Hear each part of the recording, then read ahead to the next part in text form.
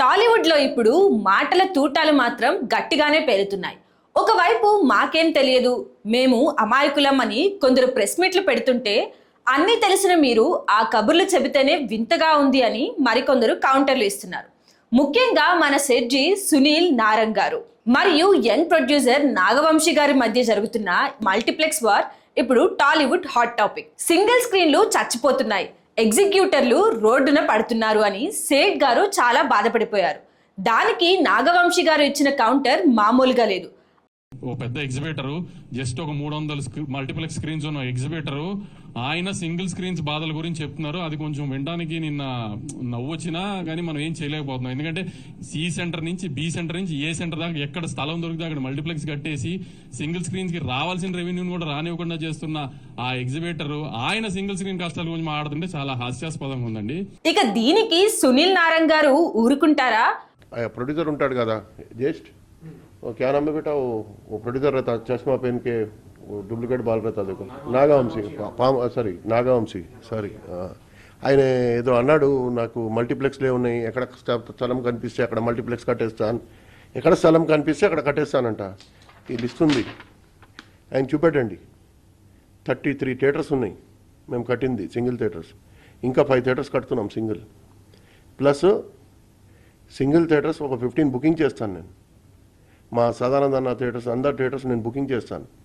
వాళ్ళందరికీ మ్యాక్సిమం రావాలి, మంచిగా ఉండాలనే కోరుకుంటాను. మల్టీప్లెక్స్ లేదన్న అంటే ఇక్కడ గొడవ సినిమాల నుంచి ఎవరు రియల్ ఎవరు డూప్లికేట్ అనే రేంజ్కి వెళ్ళిపోయింది. మీ పెద్ద సినిమాలు రిలీజ్ అయ్యి డబ్బు సంచులు నిండుతున్నప్పుడు ఈ పర్సంటేజ్ సిస్టమ్ గుర్తు రాలేదా? అప్పుడు సింగిల్ స్క్రీన్లు బానే ఉన్నాయా? ఇప్పుడు వేరే నిర్మాతలు సినిమాలు వస్తున్నప్పుడే ఈ రూల్స్ మార్చడం ఏంటి? ఎగ్జిక్యూటర్ల మీద ఎంత ప్రేమో! పాప్కార్న్ అమ్మే లక్షల రూపాయల ఆదాయాన్ని, పార్కింగ్ వసూళ్లని నిర్మాతలతో షేర్ చేసుకుంటారా అని నిర్మాతలు గట్టిగా నిలదీస్తున్నారు.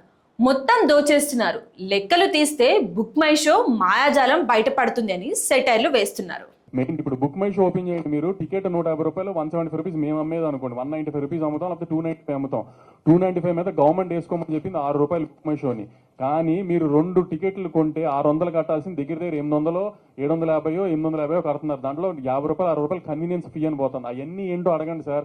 అవన్నీ తగ్గించండి, ఎఫ్ఎన్బి పాప్కార్న్ తగ్గించండి, మీ కూల్ డ్రింకులు తగ్గించండి, అన్ని తగ్గించండి, ఆటోమేటిక్ గా జనం థియేటర్కి వస్తారు. నిజానికి సామాన్యుడు సింగిల్ స్క్రీన్ కి రాకుండా పోవడానికి కారణం మల్టీప్లెక్స్ మాఫియా అనేది కాదనలేని నిజం.